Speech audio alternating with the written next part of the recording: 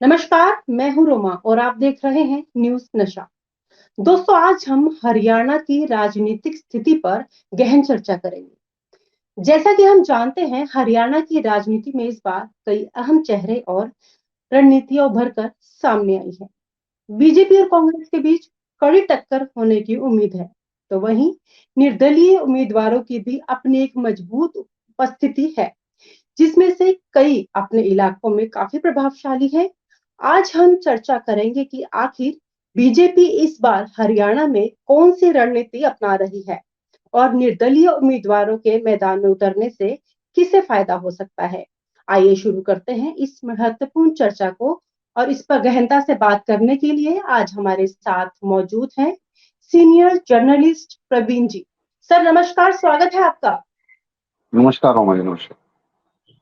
Sir, BJP Haryana में इस बार क्या खास रणनीति अपना रही है जिससे वह कांग्रेस को चुनौती दे सके। देखिए, बीजेपी ने 10 साल तक हरियाणा में शासन किया है और बीजेपी एक सत्ता विरोधी लहर का शिकार भी फिलहाल देखने को मिल रही है। और जैसा कि रोमा जी हम पहले भी चर्चा कर चुके हैं कि लगातार एक भगदड़ का माहौल हुआ था जिस तरह से टिकट वितरण हुई थी। इस सब को साधने के लिए हम कहें कि बीजेपी नई रणनीति पर काम कर रही है और बीजेपी के जो स्टार प्रचारक हैं, जो बड़े चेहरे हैं, जिसमें प्रधानमंत्री ले लीजिए, अपने गृह मंत्री अमित शाह ले लीजिए। और मैं आपको बता दूं कि आज कुरुक्षेत्र में जो है प्रधानमंत्री की रैली अभी चल रही है, जिसमें प्रधानमंत्री ने जो है 23 जो विधानसभा उस क्षेत्र की लगती है, जो जिसे हम जीटी रोड बेल्ट कह सकते हैं, वहां के 23 विधानसभा के जो प्रत्याशी हैं, वो इस रैली में आमंत्रित किए गए हैं अपने समर्थकों के साथ। और कहीं ना कहीं आज प्रधानमंत्री जीटी रोड बेल्ट को साधने का काम कर रहे हैं। इस वक्त के जीटी रोड बेल्ट पर जो एक बगावत के सुर उठे थे, उनको किसी तरह से शांत किया जा सके।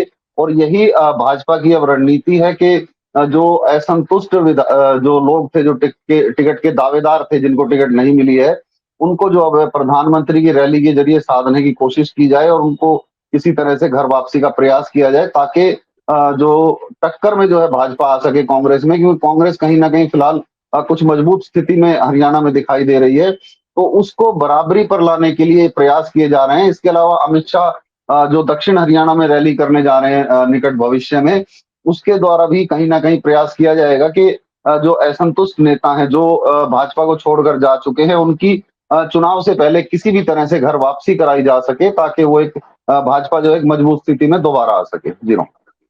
सर, क्या लगता है इस बार स्टार प्रचारक के रूप में इनके अलावा और कौन कौन से चेहरे उतारे जाएंगे हरियाणा में। देखिए, दो तो मुख्य चेहरे हैं ही। प्रधानमंत्री नरेंद्र मोदी आज आ चुके हैं हरियाणा में और अमित हम्म, शाह भी निकट भविष्य में आने वाले हैं। इसके अलावा योगी आदित्यनाथ एक बहुत बड़ी भूमिका जो है हरियाणा के चुनाव में निभाने की तैयारी कर रहे हैं, और वो भी यहाँ के स्टार प्रचारकों में शामिल हैं। तो बड़े चेहरे यही तीन जो लोग हैं, ये हरियाणा को साधने का काम करेंगे। इसके अलावा बहुत से केंद्रीय मंत्री हैं, भूपेंद्र सिंह यादव हैं। इसके अलावा राव इंद्रजीत तो इसी क्षेत्र से आते हैं। इस तरह से जो संबंधित क्षेत्र के जो मंत्री और जो सांसद हैं, उनको यहाँ पर लाकर एक बार फिर से जो है बागियों को साधने की कोशिश होगी और जनता को ये विश्वास दिलाने की कोशिश की जाएगी जो काम पिछले 10 सालों में भारतीय जनता पार्टी नहीं कर पाई है, उनको अब भविष्य में अगर 5 साल में जनता उनको फिर मौका देती है, तो उनको पूरा किया जाएगा और प्रदेश को एक बार फिर नंबर 1 की पोजीशन में लाया जाएगा। वहीं दूसरी ओर कांग्रेस के पास एक बड़ा मुद्दा है कि पिछले 10 सालों में भाजपा ने कोई काम नहीं किया, और जो हरियाणा कभी पूरे देश में नंबर 1 स्टेट कहलाता था, चाहे पर कैपिटा इनकम ले लीजिए, चाहे बिजनेस ले लीजिए, कभी एक नंबर पे होता था हरियाणा, वो उस नंबर से फिसल गया है। तो कांग्रेस का सीधा दावा है कि जब कांग्रेस का शासनकाल था, जब भूपेंद्र सिंह हुड्डा मुख्यमंत्री थे, तो उन्होंने हरियाणा को नंबर 1 बनाने का काम किया था, और भाजपा ने पिछले 10 सालों में जो है हरियाणा को गिराने का काम किया है। ये एक एश्योरेंस प्रधानमंत्री जरूर दे करके जाएंगे कि हरियाणा दोबारा नंबर 1 बनेगा, अगर जनता उनको मौका देती है।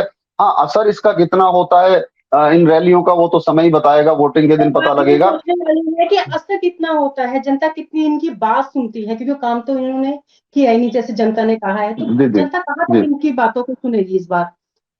क्या ऐसा ये देखिए रणनीति तैयार कर रहे हैं, रणनीति क्या तैयार की है इन्होंने इस बार ऐसा कि जनता को इम्प्रेस कर सके। देखिए मैं हरियाणा की पिछले 2019 की बात करूं, तो 2019 में भी हरियाणा में पूर्ण बहुमत की सरकार भारतीय जनता पार्टी नहीं बना पाई थी। जेजेपी के साथ गठजोड़ करके वो सरकार चली थी 4.5 साल तक। तो अब की बार जो है एक बार फिर नरेंद्र मोदी का चेहरा जो है सामने रखकर एक बार फिर से प्रयास भारतीय जनता पार्टी का है। हालांकि जिस तरह से लोकसभा इलेक्शन में भी देखा कि 5 सीटें गवा दी गई, प्रधानमंत्री के नाम पर भी वो 5 सीटें नहीं मिली, तो कहीं ना कहीं नरेंद्र मोदी का जादू भी कम होता दिखाई दे रहा है। क्योंकि जिस तरह से 2019 में भी पूर्ण बहुमत की सरकार नहीं बन पाई, लोकसभा में भी 5 सीटें जो है केवल 5 सीटें हासिल कर पाई भाजपा 10 में से, तो ये जादू भी कम होता दिखाई दे रहा है। लेकिन इस बार प्रयास है कि नरेंद्र मोदी क्या और सौगात, क्या और वादे करके जनता से जाते हैं जिन पर जनता विश्वास करेगी। क्योंकि फिलहाल हरियाणा की स्थिति है कि बीजेपी से जहां एक और पूरी जाट बेल्ट खफा है, वहीं दूसरी ओर जो पहलवान खफा है। इसके अलावा जो कर्मचारी वर्ग है वो लगातार हड़ताल पर ही दिखाई दिया है पूरे 5 साल में। जब मनोहर लाल खट्टर मुख्यमंत्री थे तो उन्होंने कर्मचारियों से मिलने तक का प्रयास नहीं किया कि किसी तरह बातचीत कर इसका हल निकाला जा सके। बल्कि एक सभा के दौरान लोकसभा में तो मनोहर लाल खट्टर ने ये तक कह दिया था कि जिन सरकारी कर्मचारियों ने इलेक्शन में कांग्रेस की मदद की है उनको वो सरकार बनने के बाद देख लेंगे। तो ये कुछ ऐसे मामले थे जो साफ तौर पर सत्ता विरोधी लहर बनकर भाजपा के सामने अब उभरे हैं। उसके बाद हालांकि डैमेज कंट्रोल के लिए नायब सिंह सैनी को मुख्यमंत्री बनाया गया। एक ओबीसी चेहरा है, बड़ा ओबीसी चेहरा है, तो एक ओबीसी वर्ग को साधने की कोशिश की गई है कि भाई किसी तरह से ओबीसी वर्ग उनके साथ आ जाए। तो कई प्रयोग बीजेपी कर रही है लगातार। अब उन प्रयोगों का असर कितना होगा ये वोटिंग के समय ही पता चल पाएगा। चलिए अब कुछ निर्दलीय उम्मीदवारों की बात कर लेते हैं। देवेंद्र कादियान गन्नौर से, सावित्री जिंदल हिसार, कमुदिनी दौलताबाद और नैनपाल रावत प्रथला से। ठीक है, जैसे निर्दलीय उम्मीदवारों ने मैदान में उतरने से किस पार्टी को अधिक नुकसान या फायदा हो सकता है, इसका थोड़ा सा आप विस्तार में बताइए इस चीज को, क्योंकि ये मुद्दा इस समय काफी गरमाया हुआ है। जी देखिए, इस बार साफ तौर पर जो निर्दलीय विधायक चुनाव लड़ रहे हैं उसमें बहुत से मजबूत उम्मीदवार मैदान में हैं। जैसा कि अभी आपने नाम गिनाए हैं, सावित्री जिंदल की अगर हम बात करें तो सीधा नुकसान भाजपा को ही दिखाई देता है, क्योंकि नवीन जिंदल सांसद हैं भाजपा से, उनके बेटे हैं। उन्होंने टिकट का प्रयास किया था लेकिन टिकट नहीं मिल पाई। उसके बाद सावित्री जिंदल ने कांग्रेस की टिकट का प्रयास किया लेकिन अंतिम समय तक कांग्रेस की टिकट भी उनको नहीं मिल पाई। उसके बाद उन्होंने निर्दलीय चुनाव लड़ने का फैसला कर लिया। ऐसे ही रणजीत चौटाला जो बिजली मंत्री रहे हैं रतिया से, उनका भी ऐसा ही मामला सामने आया। इसके अलावा राकेश दौलताबाद जो है पहले भी निर्दलीय थे, अब उनकी पत्नी उनके स्वर्गवास के बाद यहाँ से निर्दलीय चुनाव लड़ रही हैं और बहुत अच्छी मजबूत स्थिति में वो दिखाई दे रही हैं। इसके अलावा जो गुरुग्राम विधानसभा है वहां पर नवीन गोयल जो एक भाजपा की टिकट के प्रबल दावेदार थे और आज की तारीख में निर्दलीय प्रत्याशी के रूप में काफी मजबूत यहाँ पर वो टक्कर देते दिखाई दे रहे हैं। इस तरह से अभी आपने कादियान का जिक्र किया, तो ये सभी ऐसे उम्मीदवार हैं जो अपने दम पर चुनाव को पलटने का दम रखते हैं। हम पिछली बार की बात करें तो लगभग 7 से 8 निर्दलीय विधायक हरियाणा विधानसभा में जीत करके आए थे और उन्होंने सरकार में अहम रोल निभाया था। उनको सरकार को अपने पक्ष में करने के लिए कुछ पद देने पड़े थे, जैसे राकेश दौलताबाद को भी एक डिपार्टमेंट का चेयरमैन बना दिया गया था। तो इस बार ये निर्दलियों की संख्या ज्यादा हो सकती है, क्योंकि भाजपा से जो बागी होकर चुनाव लड़ रहे हैं उनकी स्थिति मजबूत इसलिए भी है कि अपने जनाधार के साथ साथ जो उनके समर्थक भारतीय जनता पार्टी में थे वो भी उनके साथ मैदान में कूद गए हैं।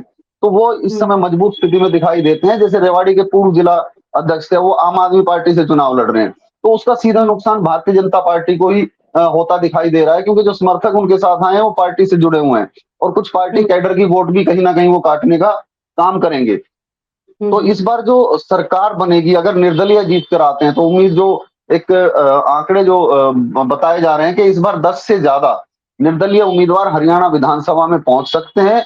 और इतनी संख्या में निर्दलियों का पहुंचना कहीं ना कहीं जो सत्ता का जो खेल है, कोई भी पार्टी चाहे कांग्रेस हो चाहे बीजेपी हो, अगर वो सत्ता में आती है तो ये निर्दलीय कहीं ना कहीं अहम रोल निभाएंगे सरकार के गठन में। तो ये दोनों ही पार्टियों के बागी हैं जो निर्दलीय लड़ रहे हैं।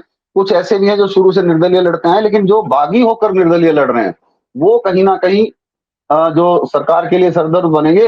लेकिन जो राजनीति के जो रणनीतिकार हैं, जो पार्टी के सूत्र हमें बताते हैं कि कुछ नेता ऐसे हैं जो, जैसे बीजेपी की हम बात करें तो चुनाव तो निर्दलीय लड़ रहे हैं लेकिन कहीं भी वो भारतीय जनता पार्टी की बुराई करते नजर नहीं आ रहे हैं, जो भाजपा से बागी होते आए हैं। एक उम्मीदवार का तो यहां तक हमने स्टेटमेंट सुना कि उन्हें मोदी जी से कोई गिला शिकवा नहीं है। वो मोदी जी को बहुत अच्छा नेता मानते हैं और आज भी मोदी जी को ही आदर्श मानते हैं, लेकिन वो चुनाव निर्दलीय लड़ रहे हैं भाजपा प्रत्याशी के सामने। तो कहीं ना कहीं जनता ये भी देख सर रही है कि ये आखिर निर्दलीय पिक्चर क्या चुनाव है? जीत। सर पिक्चर क्या है? जो दूसरा चेहरा थोड़ा वो बताने की कोशिश करें, पिक्चर क्या है इसके पीछे? देखिए देखिए पिक्चर पिक्चर देखिए, मैं साफ तौर पर अगर कहूं कि जो निर्दलीय हम्म, भाजपा छोड़कर या कांग्रेस छोड़कर चुनाव लड़ रहे हैं और अपनी पार्टी के बारे हम्म, में कुछ नहीं कह रहे हैं, तो मैं एक बात कहूंगा, शायद जनता इस बात को स्वीकार करेगी कि एक नेता की आस्था रातों रात बदल जाती है। मान लीजिए एक नेता जो कांग्रेस में है और शुरू से कांग्रेस की विचारधारा के साथ चला आ रहा है, या भारतीय जनता हम्म, पार्टी की विचारधारा के साथ चला आ रहा है, और हम्म, आम आदमी हम जैसे लोग उससे जुड़े हुए हैं कि भाई हम भी उसकी विचारधारा में शामिल हैं। लेकिन एक सुबह हम्म, जब अखबार खोलकर आम आदमी पढ़ता है कि जिस नेता के साथ आप जुड़े थे उसने कांग्रेस छोड़कर भाजपा ज्वाइन कर ली, तो ये जो रातों रात नेताओं की आस्था बदलती है, वाकई जनता के साथ खिलवाड़ है। और यही निर्दलीय भी चुनाव में होने जा रहा है। जो आप पिक्चर की बात कर रही हैं, दरअसल उस पिक्चर का सीन ये है कि जो निर्दलीय चुनाव लड़ रहे हैं, कहीं ना कहीं उनकी घर वापसी चुनाव, अगर वो जीतते हैं तो उनकी तुरंत घर वापसी चुनाव के बाद सरकार के गठन को लेकर, अपने नंबर्स पूरे करने को लेकर दिखा दी जाएगी। पिक्चर ये है सर रोमांच। ठीक है। तो सर जैसे चारों ओर अभी जैसे बीजेपी काम कर रही है, जो भी कर रही है, कि कांग्रेस को थोड़ा हल्के नहीं ले रही बीजेपी इस चुनावों में? देखिए दोनों ही एक दूसरे को हल्के में ले रहे हैं अगर मैं कहूँ तो, हम्म, क्योंकि बीजेपी जहां मानकर चल रही है कि हम जो है एक बार फिर से बड़े चेहरे हरियाणा में उतार करके और जीत का परचम लहराएंगे, हम्म, वहीं हम्म, कांग्रेस तो ये मान के चल रही है कि जो सत्ता विरोधी लहर है उसके चलते भाजपा साफ तौर पर हार चुकी है। यहाँ तक कि हम्म, सीटों का भी जो कांग्रेस है वो उसका भी कहीं ना कहीं सुर निकल कर ये आ रहा है कि हम तो पूर्ण बहुमत में सरकार बना रहे हैं, हमारी 50 से 60 सीटें आ रही हैं। तो दोनों ही एक दूसरे को बहुत हल्के में ले रहे हैं, और इसका फायदा कहीं ना कहीं जो मैं क्षेत्रीय पार्टियों का जिक्र करना भूल गया, मैं आपको याद दिलाऊं कि जो क्षेत्रीय पार्टियों जी, के गठबंधन हुए हैं वो भी हम्म, कहीं ना कहीं इस खेल को खेल में असर जरूर डालेंगे, सत्ता के खेल में, क्योंकि जो कुछ बागी जो हैं उन्होंने इन पार्टियों का दामन भी थामा है, कुछ समर्थक जो हैं इनके साथ भी गए हैं। ये भी कहीं ना कहीं एक तरह से इम्पैक्ट करेंगे, और अगले 5 से 7 दिन में रोमा जी एक पिक्चर क्लियर हो जाएगी कि हरियाणा में आमने सामने की टक्कर है या मुकाबले त्रिकोणीय होंगे। क्योंकि फिलहाल कुछ सीटों को छोड़ दें तो सभी में वैसे कांग्रेस और बीजेपी की टक्कर दिखाई देती है, लेकिन संभावना ये व्यक्त की जा रही है कि 90 में से कम 30 सीटों पर त्रिकोणीय मुकाबला होने की संभावना साफ तौर हम्म, पर देखी जा रही है। और ये स्थिति जो 16 तारीख को नॉमिनेशन वापसी का समय है उसके बाद जो है स्थिति लगभग क्लियर होनी शुरू हो जाएगी। जी हाँ। सर बीजेपी की ना जो रणनीति हमेशा यही रही है, जब तक वो हार नहीं मानते तब तक वो हारते नहीं हैं। अब हरियाणा में उन्हें जीत की ओर ले जा सकती है क्या? इसके पीछे भी कोई रीजन है? क्योंकि जब तक वो हार मानते नहीं तब तक नहीं हारते, लगे रहते हैं, पूरा ग्राउंड लेवल पे काम करते हैं, पूरी मेहनत करते हैं। तो इसके पीछे क्या कहेंगे आप? जी बिल्कुल, देखिए मेहनत जरूर करनी चाहिए और भाजपा भी कर रही है, और इसी नीति पे तो सभी को चलना चाहिए कि जब तक हार ना जाए तब तक हार नहीं माननी चाहिए।